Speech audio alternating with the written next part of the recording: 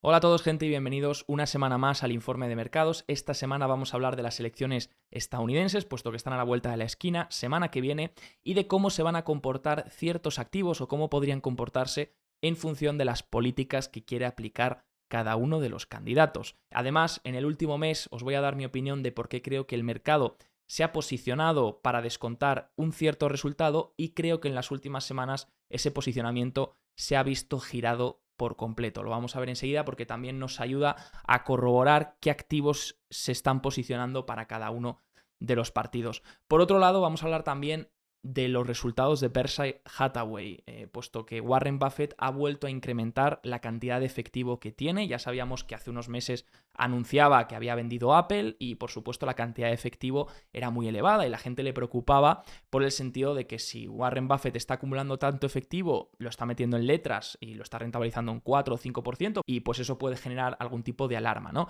Aún así vamos a ver por qué lo está haciendo, vamos a ver también qué es lo que ha vendido, que en general han sido otra vez acciones de Apple, que ya ha deshecho bastante posición en los últimos meses, pues sigue deshaciendo posición, y también de Bank of America. Enseguida vemos todos los gráficos en la segunda parte. Antes de empezar, quiero hablar de lo que está pasando en Valencia. Por supuesto, es una pena, es una tragedia todo lo que está viviendo el pueblo valenciano. Para los que no sois de España y a lo mejor no lo hayáis visto en las noticias o lo hayáis oído por encima, que sepáis que es una tragedia enorme, de una magnitud muy, muy, muy, muy, muy grande. Además, los valencianos no solo han tenido que sufrir lo que es la Dana, lo que es esta riada que ha acabado con sus casas, que ha acabado con un montón de vidas, sino que también están sufriendo que la ayuda no llega. La ayuda no es suficiente, ha tardado muchos días en llegar y eso está generando también pues que la gente se sienta sola y abandonada en estos momentos, ¿no? Obviamente los ciudadanos están haciendo una gran labor de su parte.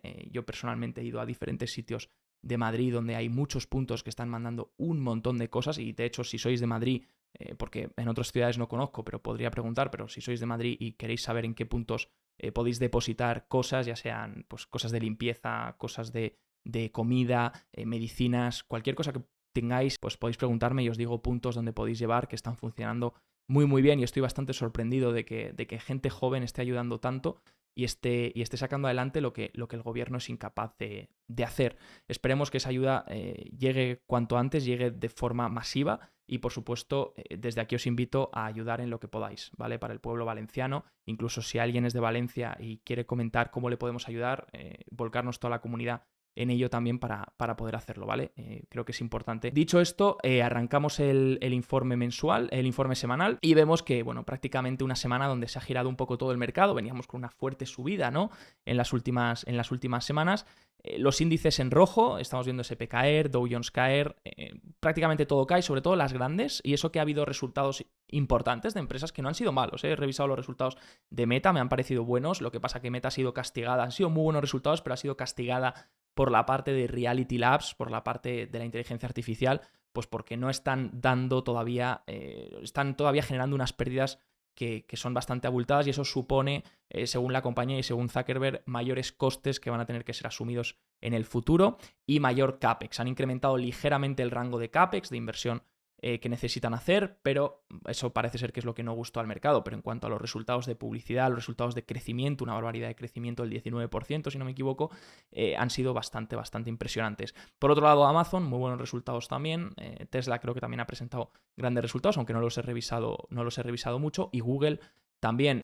Aún así, las megacaps estamos viendo que en conjunto, pues algunas han subido, como Amazon, por ejemplo, pero en otras, pues en general hemos visto caídas, ¿no? 1,56 que en las megacaps. Las small caps, sorprendente que pese a la subida de intereses están aguantando bastante bien. Esto es algo que venimos comentando varias semanas, ¿no? Small caps están siendo más resilientes, por lo tanto creo que en un momento en el que los intereses a largo plazo empiecen a hacer techo, porque ya sabéis que vienen rebotando desde los últimos meses, el 10 años ha pasado, de hecho tengo un gráfico aquí, vamos a verlo, fijaros, el 10 años ha pasado del 3,4 hasta el 4,3, aún así las small caps no están sufriendo tanto como deberían con unos intereses tan altos. Todavía el liderazgo de las small caps, veíamos la semana pasada, no ha cambiado, ¿vale? Si miramos el ratio de small caps contra S&P 500, vemos que el ratio todavía está en tendencia bajista, pero cuando ese ratio cambie, cuando ese ratio tenga una tendencia, empiece a romper la tendencia bajista, ahí puede ser el momento en el que las small caps empiecen a brillar. Por ahora me gusta la resiliencia con la que están aguantando.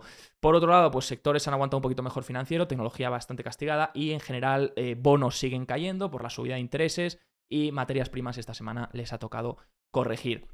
Ojo porque los fondos de cobertura están tomando posiciones largas netas en futuros del VIX antes de las elecciones y de la decisión de la Reserva Federal. ¿Qué quiere decir esto? Bueno, quiere decir que podemos esperar un poco más de volatilidad esta semana porque los hedge funds, los grandes fondos de cobertura, se están poniendo largos del VIX, eso es decir, que están apostando a una subida de la volatilidad. Entonces podríamos esperar pues a lo mejor algún tipo de volatilidad y de hecho sobre todo lo estamos viendo con caídas en el S&P, ¿no? Que esta última semana venían aguantando muy bien, consolidando, aguantando esa media de 21 sesiones y hemos visto que se ha perdido esta caja donde estábamos consolidando arriba, hemos perdido la media de 21, los 5.770 y ahora nos encontramos en esta segunda caja de aquí abajo, donde tenemos soporte en la media de 50, pero sobre todo el soporte importante son los 5.674. Si se perdiese este soporte, la corrección puede ser todavía mayor, ¿de acuerdo? ¿Qué quiero explicar con lo del Trump Trade, Kamala Trade? Bueno, durante el mes de octubre, creo, en mi opinión, que el mercado ha estado descontando una victoria de Trump. Es decir, lo hemos visto sobre todo con las probabilidades, ¿no? La gente suele seguir una cosa que se llama el Polymarket, que es donde la gente hace apuestas. Lo que pasa es que el Polymarket no creo que sea tan fiable. Hay otra forma de seguirlo, que es el Predict IT, que es donde creo que están mirando los grandes gestores y fondos de inversión. Y el Predict IT, como veis, en las últimas semanas ha caído drásticamente las probabilidades de victoria republicana y están incrementando las probabilidades de victoria demócrata, es decir, las probabilidades hacia Kamala. Y eso ha hecho que esta semana, pues en mi opinión, hayamos visto un giro un poco de lo que veníamos viendo en octubre, ¿no? El mercado en octubre, en mi opinión, estaba descontando una victoria de Trump, pero en esta última semana, las probabilidades hacia Kamala han incrementado. Y lo vemos en varios activos que luego van a ser importantes para lo que comentemos a continuación, ¿no? Lo vemos, por ejemplo, en el dólar. El dólar, a algunos les sorprenderá, ¿no? Porque he oído muchos resúmenes de Trump quiere debilitar al dólar. Ya sabéis que el vicepresidente que ha nombrado Trump, en caso de ser elegido, es J.D. Vance, y J.D. Vance tiene una propuesta muy sólida desde hace años de debilitar el dólar estadounidense, porque lo que busca es debilitar el dólar para que así, de cara a las exportaciones, Estados Unidos sea mucho más atractiva. Ya sabéis que los republicanos ahora mismo tienen una premisa que es defender la manufactura estadounidense. Lo que quieren hacer es que Estados Unidos vuelva a producir cosas y sea el exportador del mundo. Quitarle ese rol que ha ganado sobre todo China en las últimas décadas y que Estados Unidos lo recupere, que las cosas se produzcan ahí y se envíen desde ahí. Es decir, que se creen trabajos para la manufactura estadounidense. De hecho, eso hace que Trump quiera poner tarifas. Ya sabéis que Trump ha dicho varias veces y de hecho me estuve viendo entero el podcast que hizo con Joe Rogan para ver un poco qué era lo que defendía y sobre todo cómo lo decía, y decía que dijo una frase que citó contextualmente, decía: las tarifas es mi palabra favorita. Básicamente lo que quiere buscar Trump es que sean las cosas que se importan de fuera, las tarifas, cosas que se producen sobre todo fuera, con trabajos de gente de fuera, pues se les ponga una tarifa, un coste mayor que asuman esos exportadores y por tanto eso sea un ingreso para Estados Unidos y para proteger la manufactura estadounidense.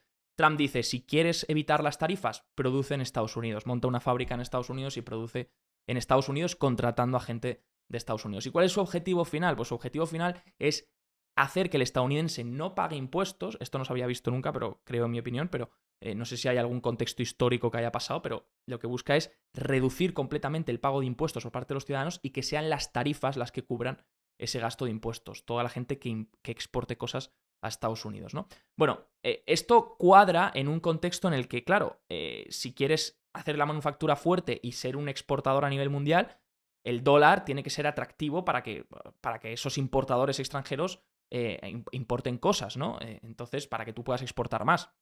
Entonces, por eso J.D. Vance ha sido un defensor de debilitar al dólar. Os hablaba hace unos cuantos informes del acuerdo de Plaza, que parece que quieren imitar algo similar a lo que se hizo en aquellos momentos. Pero esto contrarresta mucho con lo que el mercado quiere. O sea, una cosa es lo que los políticos quieren y otra cosa es lo que el mercado descuenta, ¿no? Y lo que creo que está descontando el mercado es un dólar más fuerte a medida que aumentan las probabilidades de Trump. Y lo vemos aquí en el gráfico. Fijaros, desde que las probabilidades de Trump en octubre han incrementado, el dólar se ha visto fortalecido, al igual que los intereses a largo plazo, que van muy correlacionados al dólar, ¿no? Y es esta semana cuando el dólar se ha girado, cuando las probabilidades de Trump han vuelto a bajar y las de Kamala han empezado a subir, ¿no? Como vemos. ¿Por qué puede pasar esto? ¿Por qué si ganase Trump el dólar podría fortalecerse, porque si tú empiezas a poner tarifas tanto a Europa como a China, como en general al mundo entero, lo que va a ocurrir es que puedes afectar mucho sus PIBs. Y además, muchos economistas comentan que esto podría ser también potencialmente inflacionario, ¿no? Entonces, pues de ahí que estemos viendo a lo mejor un movimiento del dólar, y aunque sorprenda que los republicanos hayan ido con el mensaje de debilitar al dólar, sorprende que a medida que las probabilidades de Trump aumentan, el dólar incrementa. Fijaros de hecho en este gráfico que comparte JP Morgan, donde el dólar ha subido a medida que los intereses a largo y la probabilidad de una victoria republicana han incrementado. Fijaros que en azul tenemos las probabilidades de una victoria republicana, esto medido por el Polymarket, que no es mi favorito, pero bueno, veíamos que desde octubre, aquí falta el giro, ¿vale?, que hemos tenido ahora en las probabilidades, pero veíamos que desde octubre estaban incrementando y el dólar ha ido cuadrando exactamente esas probabilidades de una victoria republicana, por lo que una victoria republicana podría ser alcista para el dólar, aunque su mensaje político sea debilitar al dólar, ¿vale? Pero de primeras la reacción del mercado podría ser un dólar que se mantenga fuerte. Por otro lado, otra acción que mide bastante la probabilidad de Trump, obviamente, de forma muy directa, es DJT, la acción de Trump. Y como vemos desde octubre, septiembre-octubre venía rebotando fuerte y en las últimas semanas, 1, 2, 3, 4 últimas sesiones, ha caído fuertemente, ¿vale? Un poco imitando este movimiento que estamos viendo de probabilidades. Si DJT puede ser un buen barómetro para ver las probabilidades que le está asignando el mercado a la victoria de Trump, ¿no? Si DJT empezase a subir, es que el mercado vuelve a asignar más probabilidades a Trump. Si sigue bajando, es que le está quitando probabilidades, ¿no? El Bitcoin lo mismo, el Bitcoin muy fuerte desde septiembre, octubre, sobre todo octubre, donde rompe este triángulo que ya vimos, y ahora estas últimas semanas, después de tocar la resistencia de máximos, lo cual es normal, es una resistencia muy importante, es una base semanal que posiblemente tarde en romperse, necesita un catalizador importante, no hay prisa tampoco porque es una base tan grande que cuando la rompa con fuerza creo que va a durar bastante tiempo, pero tampoco tenemos que intentar adelantarnos, ¿no?, a esa rotura. Entonces vemos que en la última semana pues se ha girado ese movimiento del Bitcoin. Por otro lado, acciones que se benefician de Kamala, las solares, ¿vale? Las solares están muy, muy, muy ligadas a una victoria demócrata. Como sabemos, Trump, de hecho, en el podcast de Joe Rogan, dedica un tiempo a hablar en la energía eólica, creo que se llama, la del viento, y básicamente dice que quiere acabar con eso. Tampoco es muy partidario de las solares y ahí vemos el candidato opuesto, en este caso Kamala, sí que quiere apoyar más la energía renovable, la energía solar en este caso. El ETF TAN, que es el que mide las solares, lo refleja muy claramente, ¿no? Al igual que octubre hemos dicho que se estaba mercado posicionando más bien hacia Trump, vemos que octubre el TAN ha caído fuertemente y es en las últimas semanas cuando estamos viendo cierto rebote de las solares. Lo mismo con el consumo defensivo. Si una victoria de Trump posiblemente sería un movimiento más cíclico de la economía de primeras, por esos incentivos fiscales que quiere hacer, mientras que si hubiese una victoria de Kamala posiblemente fueran las defensivas las que se ven más beneficiadas y las cíclicas más castigadas, ¿no? Entonces vemos que, por ejemplo, las defensivas lo han hecho mal a medida que las probabilidades de Trump aumentaban, pero que en los últimos días, no se percibe aquí bien, pero en los últimos días están aguantando bastante mejor pese a la caída del mercado, ¿no? Bueno, es importante también hablar de la Fed, ¿no? Porque la Fed juega un rol esencial. Como sabéis, Trump quiere incluso integrarse dentro de la Reserva Federal. Dice que los presidentes deberían tener control también, no control, pero que deberían poder dar opinión a los miembros de la Fed, que en principio es, ya sabéis, una entidad independiente, pero bueno, de independiente la Fed tiene bastante poco, ya lo sabéis. Pero bueno, la Fed cambió, recordemos, de política en verano. Esta semana tenemos el jueves, creo que es, decisión de tipos de interés, efectivamente. Se decide si van a bajar los tipos o no, es reunión de la Reserva Federal. En mi opinión, van a seguir las bajadas de tipos, ¿vale? Yo creo que el cambio de política pivotó claramente en verano, durante el Jackson Hole. Ya estuvimos haciendo un informe donde comentábamos que la Fed ha cambiado su visión en Jackson Hole, que fue en verano, de un mandato de inflación, cambió el mandato a un mandato de empleo y ahora el mandato de empleo es prioridad más que la inflación. Y entonces posiblemente siga con las bajadas de tipos de interés. Pero creo que la narrativa sigue muy anclada en ver qué es lo que hace la Fed y creo que esto no es lo importante. Creo que lo importante no es la Fed, ni mucho menos, sino lo que está haciendo los intereses a largo plazo, que siguen rebotando, ¿vale? Fijaros que hemos dicho, han pasado desde que la Fed recortó, de hecho esto fue el 18 de septiembre, desde que la Fed recortó, los intereses a largo plazo han subido, ¿no? Entonces, desde el 3,6 aproximadamente hasta el 4,3% están subiendo los intereses a largo plazo. Y aquí puede ser una cuestión de muchas cosas. Lo primero, al tener a la Fed recortando, pues las probabilidades de recesión bajan. Y hemos dicho siempre, los tipos de interés a largo plazo dependen sobre todo del crecimiento nominal, lo que se conoce como el nominal GDP, ¿vale? Que es el crecimiento real más la inflación. Entonces, van a ir más o menos a donde esté el crecimiento nominal. ¿Qué quiere decir eso? ¿Qué haría caer los intereses a largo plazo? Pues una desaceleración de la economía. Si la economía empezase a desacelerar, los intereses a largo plazo seguramente caerían. Como la Fed está recortando 50 puntos básicos y está mostrando que ha cambiado su política, o eso dijo en septiembre, y que incluso anunció 200 puntos básicos de recortes hasta final de 2025, esto supone que el mercado percibe que van a estimular o van a ayudar a la economía y por tanto se reducen las probabilidades de recesión y aumentan entonces los intereses a largo plazo. Muchos han preguntado, ¿dónde va a intervenir la Fed o el Tesoro? En mi opinión, en el 5%, ¿vale? Fijaros, el 5% fue el máximo que llegó en 2023. Si llegase ahí, que no se sabe, ¿vale? Pero si llegase ahí, la Fed o el Tesoro intervendrían, ¿vale? Es donde tienen lo que se llama la put, que es donde intervienen. En mi opinión, creo que está en el 5%, que es donde estuvo en el verano de 2023. Y si llegase hasta ese nivel, pues ahí podríamos ver intervención de la Fed o del Tesoro, ya sea la Fed a lo mejor reduciendo todavía más la velocidad del QT, ya sea eliminando por completo, anunciando que va a eliminar próximamente el QT, la reducción del balance, o ya sea el Tesoro incluso anunciando que va a reducir la emisión de más bonos a largo plazo, que va a reducir esas emisiones, ¿no? En mi opinión, ¿qué es lo que está forzando también las subidas de los intereses a largo plazo? En mi opinión es sobre todo el déficit actual que tenemos, ¿vale? Ambos candidatos y sobre todo depende también del candidato que se esté asignando. Creo, si me preguntaseis, nadie me lo ha preguntado, pero por si hubiese la pregunta, en mi opinión, ¿qué candidato haría que los intereses a largo plazo subiesen más? En mi opinión, creo que los republicanos influyen más en los intereses a largo plazo altos, ¿vale? ¿Por qué? Fijaros, hemos dicho, desde octubre se venía... La última semana se ha girado por completo, pero desde octubre se venía percibiendo esa victoria republicana, o se iba asignando más probabilidad, de victoria republicana. Y eso que ha hecho que la curva de tipos subiese en el tramo largo. Fijaros, de hecho, aquí tenemos la curva de tipos el día que la Fed recortó y aquí tenemos la curva de tipos a 25, ¿vale? Faltaría actualizar, pero como veis, hemos visto ese movimiento de la curva de los intereses subir, desplazarse al alza prácticamente en toda la parte larga de la curva, porque una victoria republicana buscando generar altos déficits, que bueno, los demócratas también van a mantener un alto déficit, ¿vale? Es algo que unifica a ambos partidos. Si algo están de acuerdo ambos partidos es en el déficit. Y de hecho, fijaros, el IMF, el Fondo Monetario Internacional, emitió un informe hace unas cuantas semanas diciendo que ambos candidatos a la presidencia suponen retos considerables para la deuda estadounidense. Y es que la deuda ya está en los 35 trillions, billones europeos, como sabéis, y posiblemente siga disparándose. Y el déficit, como veis, que se plantea es que es muy elevado hasta 2035 para ambos candidatos, ¿vale? Lo que pasa que parece ser que el IMF cree que los republicanos van a generar un déficit todavía mayor, ¿no? Entonces, puede ser que el mercado, a medida que percibía esas probabilidades mayores de republicanos, pues junto con unas medidas que buscan generar tarifas, bajar los impuestos y demás medidas, pues a lo mejor estaban percibiendo mayores intereses a largo plazo, ¿no? Bueno, por ahora hemos visto, yo creo, el descuento de ese movimiento de la curva, pero también creo que hay cierta influencia de la Reserva Federal, ¿vale? Y de los datos económicos que se hayan mantenido un poco más resilientes. Ojo que ahora vamos a hablar del dato de empleo, que sé que muchos me están diciendo, ya, pero Javier, el dato de empleo fue desastroso el viernes.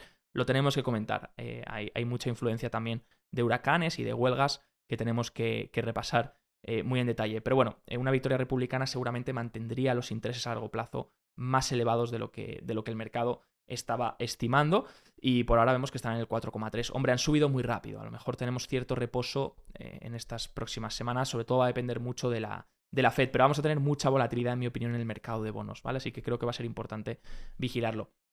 También en cuanto a recortes de impuestos, ¿vale? Como veis, Harris plantea subir el impuesto corporativo de las empresas del 21% al 28%, y esto es muy importante para nosotros como inversores. No toco tanto el impuesto personal, porque, bueno, eso al margen de cómo impacta la liquidez y demás, creo que sobre todo el que le interesa a los inversores es el impacto corporativo, ¿vale? Ya que el impacto corporativo afecta directamente a los beneficios por acción, y los accionistas, como sabéis, somos propietarios de acciones y tenemos derechos sobre esos beneficios por acción. Si le suben a la empresa del 21 al 28 los impuestos, el beneficio por acción que obtenemos es menor. Por tanto, afecta también al precio de las acciones, ¿no? Entonces, Harris plantea subir el impuesto corporativo del 21 al 28%.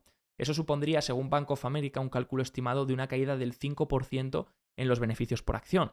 ¿Qué quiere decir esto? Si tenemos un PER actualmente, ¿vale? Un forward PER, vamos a decir, de, yo qué sé, ¿cuánto está el forward pair? 22 veces, 23 veces. Bueno, si tenemos un forward pair de 22 veces, si los earnings bajan, ¿de acuerdo? Esto es precio dividido por earnings. Si los earnings bajan, que son estos beneficios, un 5%, entonces para que el precio se mantenga igual que está ahora en el S&P 500, en el nivel que está, el múltiplo tendría que subir. Es decir, la valoración se encarece si queremos mantener el mismo precio. A lo mejor deberíamos estar cotizando en vez de a 22 a 25 veces, 23, 24, habría que hacer el cálculo exacto, ¿no? Por otro lado, si no sube el múltiplo y quieres mantener el mismo múltiplo, la misma valoración de 22 veces, lo que tiene que caer es el precio, ajustar el precio a la baja, ¿no? Ese es el impacto de una caída en los beneficios por acción. Con Trump quiere bajar el impuesto corporativo del 21 al 15%. ¿Vale? Hasta el 4%. Eso supondría un incremento de los beneficios por acción del 4% en las empresas del S&P 500.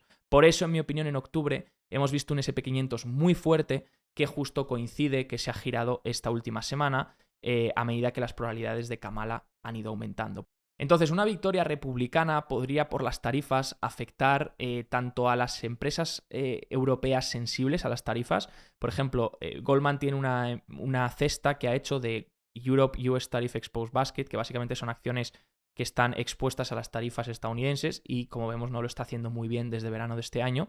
Algunas de estas empresas incluyen Diageo, LVMH, Volkswagen, Porsche, Daimler Truck, Arkema, etc., ¿no? Y vemos que están siendo más sensibles a ese posible impacto de las tarifas, ¿no? Otra cosa que obviamente la gente se pregunta es qué va a pasar con los mercados emergentes, ¿no? Si finalmente Trump consiguiese ganar y pusiese esas tarifas, además de qué pasaría con la inflación, la gente se pregunta qué pasaría con los mercados emergentes. Pues obviamente se podrían ver muy perjudicados, ¿no? O algo perjudicados. En mi opinión, yo creo que no va a ser tanto como vimos en 2018, cuando se anunciaron las tarifas. Ahí fue por primera vez y fue como muy impactante. Creo que ahora ya, en principio, bastante debería estar descontado ya, pero aún así eso no quita que pueda perjudicar. Pero como vemos, este gráfico nos muestra sobre todo los retornos de las acciones que hubo cuando se anunciaron esas tarifas, y vemos que sobre todo pues China, el Kospi en Corea, el índice asiático, el MSCI emergentes, las empresas de Taiwán, el Topix sufrieron, ¿vale? El MDAX en Alemania sufrieron bastante, ¿vale? Todas estas, podéis ver aquí la caída que hubo en los días tras el anuncio. Entonces, por resumir un poquito todo, tanto si el Partido Republicano se queda todo como si el Partido Demócrata se queda todo, ya que si está dividido, ¿de acuerdo? Va a ser un poquito más complejo y creo que no está tan claro para el mercado, pero podríamos hacernos un poco una idea de cómo podría digerir ese mix, ¿no? Si Trump se hiciese con todo, podríamos ver lo primero el IRA repeal, bueno, el tema del TCJA, ¿no? De todos esos subsidios, bueno, las ayudas que dieron de impuestos para los diferentes estadounidenses, sabéis que vencen ahora en 2025, entonces se tienen que renovar. Entonces posiblemente se renovasen. Por otro lado, en trade a las tarifas, ¿vale? China sabemos que puede ser, sobre todo, no tanto China a lo mejor, pero también mercados emergentes y por supuesto Europa. También eso podría suponer, como sabemos, un dólar que subiese y por tanto también un interés a largo plazo que incrementase también. Por otro lado, también dentro de Trump quiere menor regulación, sobre todo a la banca, de cara a Basilea. Entonces, bueno, pues esta menor regulación podría beneficiar a ciertos aspectos de la banca, a ciertas acciones bancarias o incluso a banca regional, ¿vale? El sentimiento de small caps podría incrementar. La política de reducción de impuestos, hemos dicho hasta el 15%. Extender los recortes que hemos dicho de la TCJA de 2017. Y la economía podría comportarse de forma reflacionaria, es decir, mantener un crecimiento nominal sólido, pero empezar a tener un suelo de inflación a lo mejor que fuese un poquito más preocupante, ¿no? Que parece ser que es lo que el mercado ha empezado a descontar.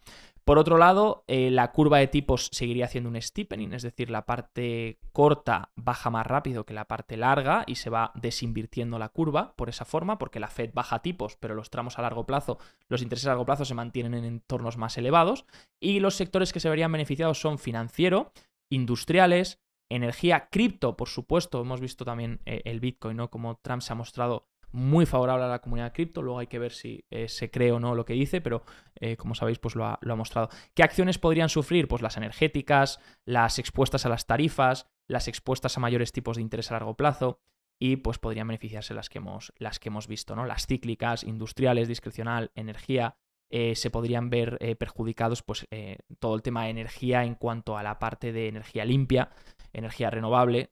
Por ejemplo, las solares se verían muy perjudicadas y beneficiadas por parte de los demócratas. Los sectores defensivos y, bueno, como veis aquí un resumen. Por la parte de los demócratas, como sabemos, impuestos que pasen del 25 al 28, también impuestos sobre cierto tipo de ganancias de capital, ¿vale? Hasta cierta cantidad. Y como vemos también, solo mantener esa TCGA, esos recortes de impuestos que se habían aprobado en 2017, esas ayudas de impuestos se habían aprobado en 2017, pues solamente hasta cierto nivel, ¿no? Por otro lado, la economía, ¿cómo podría comportarse con una administración demócrata? Bueno, el déficit seguramente seguiría bastante elevado, por lo que habría que ver si eso permite una recesión o no, pero podríamos ver perfectamente cierta desaceleración a nivel de crecimiento nominal, según dicen los análisis. Pero bueno, eso ya estará por ver y habrá que ver también la economía, ya que luego la economía y los ciclos macroseculares no siempre dependen de un político, sino del momento en el que nos encontramos, ¿no? Y en este momento nos encontramos en un entorno de alta deuda, en un entorno de tipos de interés altos, de un alto crecimiento nominal, etc., ¿no? Por otro lado, el mercado podría tener una primera reacción inicial de risk-off, de salida de riesgo, por haber descontado esos recortes de impuestos por parte de Trump y que de repente sepan que no van a llegar, pues podría el mercado reflejarlo, ¿no? Un poco lo que ha hecho esta semana con las probabilidades de Harris incrementando.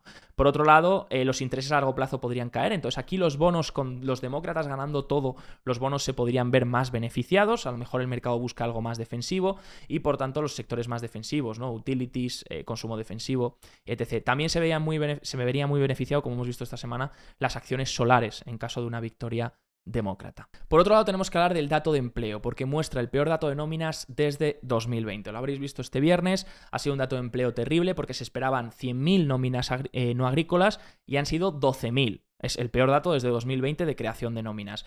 Pero parece que hay cierto impacto por los huracanes. El BLS está informando que no en la tasa de desempleo, porque esa es la encuesta de los hogares y esa no está afectada, pero en la encuesta de los negocios, que es la que mide las nóminas no agrícolas, informa el BLS que puede haber un impacto muy importante de nóminas que han sido debido a esto, ¿de acuerdo? Así que los huracanes también, las huelgas de Boeing han podido generar un mes bastante malo en la creación de nóminas. Contrasta con el dato de ADP, que es el dato de nóminas privadas, porque ha salido súper fuerte, 233.000, cuando el dato oficial del BLS ha salido en 12.000, ¿no? Y cuando el ADP muestra que está habiendo una gran contratación, incluso después de los huracanes y de la situación por la que se está atravesando. La tasa de desempleo sigue en el 4,1%, esa no ha tenido ningún tipo de efecto con los huracanes y demás, por lo tanto por eso hemos visto que se mantiene en el 4,1% y vemos de hecho las peticiones iniciales de desempleo que esta semana han vuelto a caer hasta un nivel muy bajo, 216.000, por lo tanto no estamos viendo esta semana que incrementen los despidos, por eso la tasa de desempleo se mantiene todavía en el 4,1%, lo que se ha debilitado mucho es la contratación y ahora la FED tendrá que medir bien si ha sido debido a los huracanes, a algo exógeno, o realmente es que el mercado, o es que hay cierta debilidad dentro del mercado laboral, ¿no? No podemos solamente decir, no, pues es por los huracanes, también tenemos que estar muy atentos a estos datos, ¿no? Pero parece que el mercado, en general, si el mercado le hubiese preocupado el dato de empleo, porque me sorprendió mucho la reacción, ¿no? Si el mercado le hubiese preocupado el dato de empleo, el TLT, que son los bonos a largo plazo estadounidenses, se hubiese disparado como refugio, es decir, los intereses hubiesen caído, el dólar hubiese caído y los bonos se hubiesen disparado de precio. Y hemos visto que los bonos han cerrado una semana bastante mala y de hecho el viernes caían, lo cual es sorprendente, ¿no? Entonces, parece ser que el mercado como que tenía ya un poco descontado este dato de empleo bastante malo en cuanto a la contratación y cree que hay mucho impacto debido a los huracanes y a las huelgas de Boeing, pero aún así conviene monitorizar los próximos datos de empleo y sobre todo peticiones iniciales que no empiecen a dispararse, ¿vale? Por ahora ya os digo que ha sido una semana curiosa de datos de empleo, pero que tendremos que vigilar. En cuanto a algo positivo que podemos sacar de este dato malo de empleo, son las nóminas de construcción, ¿vale? Que han seguido subiendo en el mes, pero por ejemplo las de manufacturero se han pegado un buen castañazo. Bueno, ya hablando de Warren Buffett, quiero hablaros de los últimos resultados de Versailles, las dos cosas importantes que se han reflejado, y es que vende más Apple y Bank of America. Acumula ya 325.000 millones de dólares en efectivo, ha incrementado 48.000 millones de dólares su posición en efectivo. Esto no solo es dinero en caja, ¿vale? En el banco, sino que es dinero en caja más inversiones a corto plazo en el sentido de letras, etc., ¿vale? Deuda a corto plazo. Entonces, eso representa ya 325.000 millones de su patrimonio. Y es que es un incremento del 94% en 2024. Es decir, ha incrementado su posición en efectivo a corto plazo en casi el doble durante este año. Aún así, estos gráficos parece que siempre van al alza, ¿no? Entonces, bueno, y sobre todo ahora es muy impactante, ¿no? Porque dices, ostras, esta es la cantidad de efectivo más grande que ha tenido Buffett en toda su historia y es el triple de lo que suele tener o lo que sea, ¿no? Bueno, hay que ver, estos gráficos hay que verlos siempre, ya sabéis, en términos relativos. Porque claro, Buffett es normal que cada vez tenga más efectivo porque cada vez tiene una capitalización más alta y más activos, pero hay que verlo en porcentaje de activos totales, es decir, cuánto estás destinando de tus activos totales a caja, inversiones a corto plazo y no tienes invertido. En este caso, pues como lo vemos aquí, está en porcentaje de su market cap y como vemos sería un 30 y algo por ciento. ¿Vale? Así que bueno, sí que es verdad que ha subido bastante con respecto a 2023, 2022 y sí que es verdad que es un nivel muy elevado que no se veía desde hace bastantes años. Entonces, bueno, esto puede suponer que Warren Buffett se le ha preguntado muchas veces por qué ha tomado esta decisión de aumentar cash, ¿no? Y dice que no ve cosas ahora mismo, no encuentra nada a un precio atractivo que le guste y que ahora mismo, pues, rentabilizando un 5% las letras, porque tiene la mayoría en letras del tesoro, pues rentabilizando un 5% las letras del tesoro, se siente bien y no tiene prisa en comprar. Otras veces ha mencionado también, lo mencionó en la anterior reunión de inversores, el tema de Apple, la venta de Apple también puede ser por temas fiscales. ¿Vale? Ya sabéis que sí, que Versailles lleva una ganancia acumulada en Apple muy, muy elevada. Si hubiese un cambio en los impuestos de estas ganancias, pues si se subiesen, por ejemplo, sería un impacto muy drástico para Versailles, porque tiene mucha ganancia acumulada en Apple. Por lo que yo también creo que hay cierto movimiento fiscal ahí de cara a protegerse por si hubiese algún tipo de incremento en impuestos, empezar ya a reflejar esa plusvalía de Apple y quitarse un poco de plusvalía que tiene ahí amontonada, ¿no? Por si acaso el día de mañana, porque eso sería un palo muy grande también para los inversores. Como hemos visto antes, esos impuestos incrementando de las plusvalías de Apple al final serían un efecto literal para los inversores de Versailles Hathaway, ¿no? También ha vendido Bank of America, ¿vale? Entonces vende 34,6 mil millones en acciones durante este trimestre y sigue la venta de 75,5 mil millones que hizo en el trimestre segundo. Entonces ya son 8 trimestres consecutivos vendiendo acciones, como tenemos aquí. El que más vendió fue el trimestre pasado, ¿vale? Que es cuando se llenaron las redes de Buffett está vendiendo, Buffett se vuelve a cash, etc. Obviamente fue significativa la venta y la cantidad de efectivo que se disparó por esa venta. Pero ahora este trimestre es significativo que siga vendiendo en estas magnitudes, ¿vale? Ya son 8 trimestres consecutivos vendiendo acciones. Ahora mismo tiene 300 millones de acciones en Apple, ¿vale? Menos de un tercio de lo que tenía a final de 2023. Como veis, esta cantidad de acciones tenía, casi 1000 acciones tenía en, 900 más o menos en 2023. Y desde entonces ha ido vendiendo y ahora tiene un poco menos de unas 300 aproximadamente, ¿no? También ha vendido Bank of America. Como veis, aquí tenemos 2024, aquí tenemos 2023, aquí tenemos las posiciones, las principales. Apple tenía 174.000 millones a finales de 2023 y ahora a finales de este trimestre tiene 69,9 mil millones. Ha bajado drásticamente. También en Bank of America tenía 34,8 y lo ha reducido a 31,7 mil millones. En Coca-Cola se mantiene incluso incrementando. Y en Chevron también, ha reducido muy, muy poquito, aproximadamente 18,8 mil millones a 17,5 mil millones. Así que, bueno, sobre todo venta de Apple y de Bank of America para acumular efectivo. Y esto es quizás porque está preocupado por las valoraciones actuales o le preocupan las medidas de impuestos. Pues puede ser alguna de estas razones, ¿no? Como sabéis, una medida que se le llama el Buffett Indicator, que es la capitalización de mercado dividido por el PIB estadounidense, está llegando a niveles históricamente elevados y por lo tanto a Buffett le puede preocupar el nivel actual de las valoraciones. Es algo que ya hemos discutido, de hecho os invito a ver el vídeo de la semana pasada si queréis, donde veíamos ese informe de Goldman donde decía y pronosticaba que en los próximos 10 años, posiblemente por las valoraciones de las que partimos, el S&P pudiese tener solo un retorno del 3% anualizado durante esos 10 años, es decir, un 3% anual incluyendo ya dividendos. Veíamos en el vídeo que creemos que es un escenario muy pesimista y que solo con los dividendos tendríamos que buscar un nivel un poquito más elevado. Pero bueno, esto es algo que pues, a muchos inversores les preocupa, el nivel de valoración actual que tenemos y de dónde venimos. Entonces, esto es importante sobre todo también para esos impuestos, ¿no? Por eso os digo que el SP500 va a estar muy ligado a ver qué pasa con los impuestos corporativos, porque eso es una medida que impacta de forma directa. Porque si tú subes los impuestos a las corporaciones, el beneficio por acción se reduce, directamente el múltiplo se convierte todavía en más alto para el mismo precio. Es decir, o tenemos un ajuste de precio al mismo múltiplo, seguiríamos en un múltiplo alto, o el múltiplo incrementa todavía más para mantener el precio actual. Es decir, estaríamos en un nivel más caro todavía. Por eso es importante ver qué pasa y por eso, en mi opinión, el S&P 500 ha estado midiendo y rebalanceando las probabilidades de un candidato u otro, al igual que lo ha hecho el dólar, al igual que lo ha hecho el Bitcoin y los diferentes sectores que hemos tratado. Así que espero que este vídeo te haya ayudado, te haya servido y, por supuesto, no olvides dejar un buen like, porfa, me ayudas mucho si estos vídeos te ayudan. Un saludo fuerte, familia, y que tengáis una excelente semana.